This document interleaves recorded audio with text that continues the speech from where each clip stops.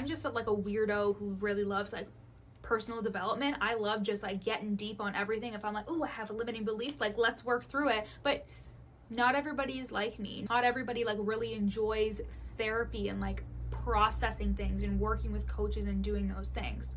But I think it's really important for you as a life coach or a business coach or whatever you do to understand this isn't necessarily something you should challenge them on. You should just be aware that any person who is coming to you that is needing to do this work, they're going to be a right fit if they work with you. And if they don't want to, set them free, because you cannot force somebody to do the mindset work or do the life coaching work or like what have you if they don't want to, because there's going to be a lot of resistance there.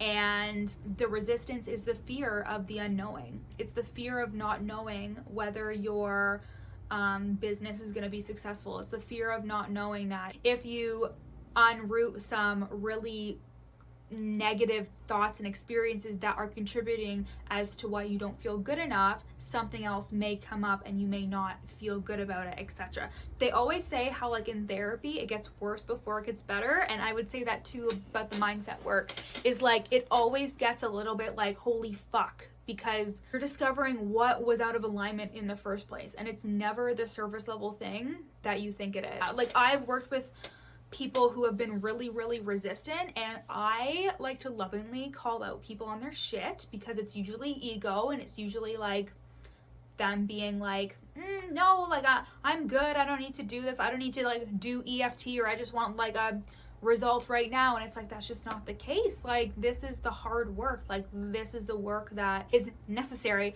but you just feel so much better. Like you feel so much better on the other side. It's just trudging through this shit is difficult, and it's a part of life, and it's just the fear that your brain is trying to avoid. Your brain is always trying to avoid pain, avoid fear. If it thinks that you are going to be put in a situation in which you could potentially feel bad, God forbid you have an emotion, it's going to want you to avoid things. And that's why the subconscious will bring up things for resolution at the most inopportune times.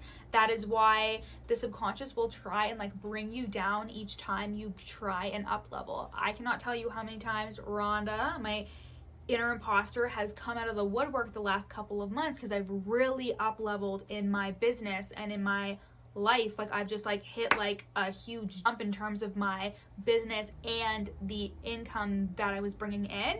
And Rhonda was having a field day. She was like, but are you really doing well? Like, are you really doing well? And do you think anybody even needs this coaching? And is your business gonna be able to sustain you once you leave your job? Like, what's going on here? She was like coming out of the woodwork saying all these things to me, and I was like, okay, like having a really hard time with it. But the subconscious mind will bring up things. It will bring up things to make you feel like you need to play small, you need to bring it back down, and you can't listen to your brain. You absolutely can't. It's that fear that will stop you from doing the thing. But the thing is we have to work through the fear and know that your path is your path no matter what. Even if you can't see it exactly for what it is within the next 10 years, just trust that you will be able to make a decision that will serve your highest good.